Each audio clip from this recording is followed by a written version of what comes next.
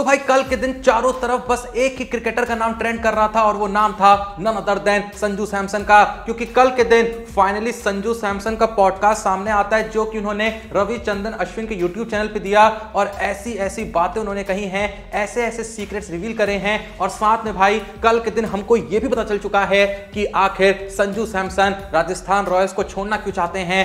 बहुत ही dark secret सामने आए हैं, वीडियो देखते रहो, सब कुछ बताने वाला हूं। सबसे पहला स्टेटमेंट जो कल के दिन संजू सैमसन का सबसे ज्यादा वायरल हुआ, जब रविचंद्रन अश्विन ने संजू सैमसन से पूछा कि बहुत बातें चल रही हैं कि चेन्नई सुपर किंग्स के साथ आपकी ट्रेड हो सकती है, आईपीएल 2026 के लिए राजस्थान रॉयल्स जो है चेन्नई सुपर किंग्स के साथ आपकी ट्रेड कर सकती हैं। तो संजू सैमसन इस चीज का जवाब देते हुए कहते हैं कि सब कुछ भैया भगवान के ऊपर है, ये पूरे तरीके से भगवान तय करेंगे कि मैं चेन्नई सुपर किंग्स में जाता हूं या फिर किसी और टीम में। तो मतलब भाई संजू सैमसन ने इस चीज को खारिज नहीं करा है, अब भी भाई चांसेस हैं कि संजू सैमसन आईपीएल 2026 में चेन्नई सुपर किंग्स का पार्ट बन सकते हैं। इससे आगे बढ़े तो कल के दिन संजू सैमसन ने इसी पॉडकास्ट में अपने क्रिकेटिंग आइडल का भी नाम रिवील करा और वो नाम है none other than the hitman Rohit Sharma का। उसके अलावा इसी पॉडकास्ट में संजू सैमसन ने सूर्य कुमार यादव के बारे में भी एक बहुत ही कमाल की बात रिवील करी। उन्होंने एक स्टेटमेंट देते हुए कहा कि मैं आंध्रा में दिलीप ट्रॉफी का मैच खेल रहा था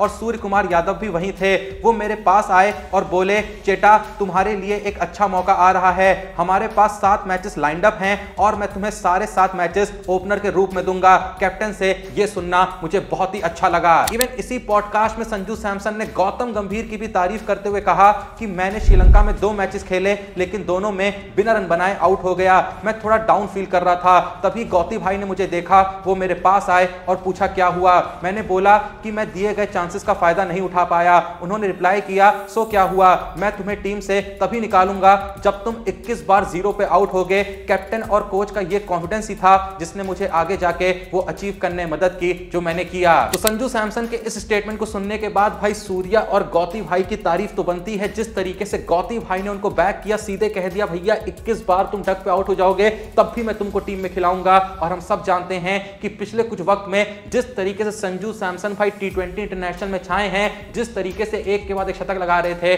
तो इसका एक बहुत बड़ा क्रेडिट हमको गौतम गंभीर को देना चाहिए। हम गौती भाई को सुनाते रहते हैं, बहुत कुछ बोलते रहते हैं, लेकिन भाई जहां अच्छी चीज सुनने को मिले ना वहां तारीफ भी करनी चाहिए, तभी भाई न्यूट्रल हो सकते हैं आप। लेकिन अब आते हैं भाई सबसे बड़े मुद्दे पे। बहुत दिन से बातें चल रही थी कि संजू सैमसन ने राजस्थान रॉयल्स को क्लियरली कह दिया है कि मैं आपके साथ अगले सीजन में नहीं खेलना चाहता हूं, मैं आपके साथ कंटिन्यू नहीं करना चाहता हूं, तो चाहे जो भी हो जाए आईपीएल 2026 से पहले या तो आप मेरे को रिलीज कर दें ताकि मैं ऑक्शन में आ जाऊं, फिर जिस टीम को मेरे को खरीदना होगा खरीद लेगी, या फिर आप मेरे को लेकर किसी टीम के साथ ट्रेड कर लीजिए, मैं किसी भी टीम के लिए खेल लूंगा, लेकिन एक और सीजन मैं राजस्थान के साथ नहीं खेल सकता। तो भाई कल के दिन राजस्थान के जो कुछ अंदर के लोग हैं, राजस्थान रॉयल्स के जो कुछ अंदर के लोग हैं, उन्होंने भाई कुछ बंदों को ऐसी बातें रिवील करी हैं जो बातें कल के दिन सामने आई। एक ट्वीट कल के दिन काफी ज्यादा वायरल हो रहा था जहां पर उन सभी रीजंस को भाई लाइंड अप करा गया है जिन रीजंस की वजह से संजू सैमसन राजस्थान रॉयल्स को छोड़ना चाहते हैं। अगर मैं ये पूरा ट्वीट पढ़ूं,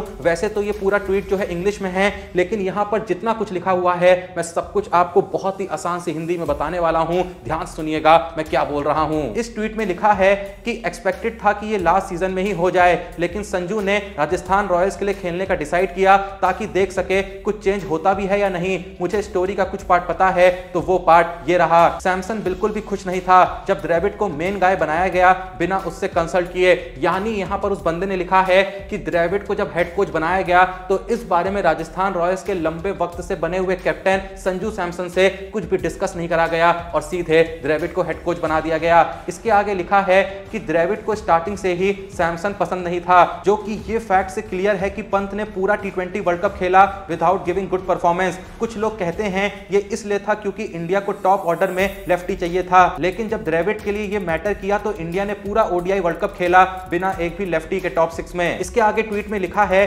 कि यशस्वी जायसवाल को काफी सीरियस फ्रेंचाइजीज से ऑफर आए थे, उससे कुछ से कैप्टेंसी ऑफर्स भी मिले। Rajasthan Royals hybrid model of captaincy try करना चाहता था ताकि जायसवाल को रोक सके। जायसवाल होम मैचेस में और संजू अवे मैचेस में कैप्टन रहेंगे। द्रविड़ ने तुरंत इस आइडिया को रिजेक्ट कर दिया। इसके आगे लिखा है कि राजस्थान रॉयल्स चाहता था कि जायसवाल को लॉन्ग टर्म फेस बनाना है फ्रेंचाइज का, जैसे सीएसके का थाला और आरसीबी के लिए विराट कोहली। उन्होंने जायसवाल को कैप्टेंसी का प्रॉमिस दिया है। सैमसन जानता है कि आरआर कैप्टन के रूप में उसका फ्यूचर बिल्कुल भी नहीं कंटिन्यू करना चाहती। यहां पर यह भी लिखा गया है कि इसी वजह से राजस्थान रॉयल्स ने ध्रुव जुरैल पे 14 करोड़ इन्वेस्ट करे थे, क्योंकि वो जानते थे कि संजू सैमसन जो हैं वो हमेशा से जाने की सोच रहे हैं। ऐसे में फ्यूचर के लिए एक सिक्योर यहां पर विकेटकीपर बैट्समैन चाहिए होगा, क्योंकि जब से संजू सैमसन ने हाइब्रिड कैप्टनसी के बारे में सुना था उनका रुकने का बिल्कुल मन नहीं था। वो बस एक सीजन इसलिए रुके क्योंकि उनका मानना था कि मिनी ऑक्शन में उनको ज्यादा पैसा मिल सकता है कंपेयर टू रिटेंशन या फिर मेगा ऑक्शन में। यहां पर यह भी लिखा गया है कि राजस्थान रॉयल्स का जो सक्सेसफुल ट्रेनिंग प्रोग्राम रहा उसको भी थोड़ा सा ब्लेम देना चाहिए, क्योंकि जायसवाल, रियान पराग और जुरैल को बहुत जल्दी बहुत बड़ा नाम बना दिया गया, जो कि शायद होना नहीं चाहिए था। जिस बंदे ने ये पूरा ट्वीट लिखा है उसने इस ट्वीट के एंड में यह भी क्लियर किया है कि मैं एक भी चीज बना के नहीं कह रहा हूं, ये मुझे किसी ने बताया जो आरआर के साथ क्लोजली काम करता है। मुझे पता है हाइब्रिड कैप्टनसी आइडिया सुनने में बहुत ही अजीब सा लगता है, लेकिन जिसने ये स्टूपिड आइडिया दिया वही रीजन है कि पराग आज भी आरआर में है। अब जो भी ये वीडियो देख रहा है, आप लोगों का इस पूरे मामले पे क्या सोचना है कमेंट सेक्शन में जरूर बताइएगा। बाकी भाई कल के दिन एशिया कप 2025 के लिए इंडिया की पॉसिबल प्लेइंग 11 सामने आती है, जिसे माना जा रहा है कि कंफर्म ये प्रायोरिटी प्लेइंग 11 हो सकती है एशिया कप 2025 के लिए, जहां ओपनर्स दिखाई दे रहे हैं अभिषेक शर्मा और संजू सैमसन। जी हां, जायसवाल और शुभमन गिल को यहां पर ओपनर नहीं रखा गया है। उसके अलावा फर्स्ट डाउन पे तिलक वर्मा है, फोर्थ पे सूर्य कुमार यादव हैं, फिफ्थ पे श्रेयस अय्यर की यहां पर वापसी हुई है, सिक्स पे हार्दिक पांड्या हैं, सेवन पे अक्षर पटेल, 8 पे रिंकू सिंह, 9 पे हर्षित राणा, 10 पे वरुण चक्रवर्ती और 11th पोजीशन पे अर्शदीप सिंह। आप इस प्लेइंग 11 में क्या कोई चेंजेस करना चाहते हैं? क्या किसी और प्लेयर को यहां पर आप एंट्री कराना चाहते हैं? अगर नहीं तो आप इस प्लेइंग 11 को आखिर 10 में से कितनी रेटिंग देंगे कमेंट सेक्शन में जरूर बताएं। बाकी अब बात करें आज की लास्ट अपडेट की, तो जैसा कि आप जानते ही हैं कि 2029 में जो ओलंपिक्स होना है वहां पर भाई हमको क्रिकेट भी दिखाई देगा, जहां माना जा रहा है कि T20 फॉर्मेट में मैचेस होंगे। कल के दिन एक बहुत ही बड़ी खबर सामने आती है कि न्यूजीलैंड, पाकिस्तान, श्रीलंका और बांग्लादेश जो है वो भाई ओलंपिक्स में हिस्सा नहीं लेगी। 4 ही टीमें यहां पर ओलंपिक्स में खेलेंगी। वो 4 टीमें हैं none other than India, Australia, South Africa और इंग्लैंड। ऐसा इसलिए है क्योंकि भाई इस ओलंपिक्स में सिर्फ एक ही टीम भेजी जाएगी हर कॉन्टिनेंट से, तो एशिया से इंडिया जा रही है। बाकी जैसा मैंने कहा ऑस्ट्रेलिया, साउथ अफ्रीका और इंग्लैंड रहेंगी, तो चारों ही टीमें बहुत ही तगड़ी होंगी, यानी ओलंपिक्स में भर भर के मजा आएगा। बस भाई आज के लिए इतना ही। वीडियो पसंद आई लाइक करो। और क्या लगता है कि संजू सैमसन आखिर आईपीएल 2026 में चेन्नई का पार्ट बनेंगे या फिर किस टीम के पार्ट होंगे?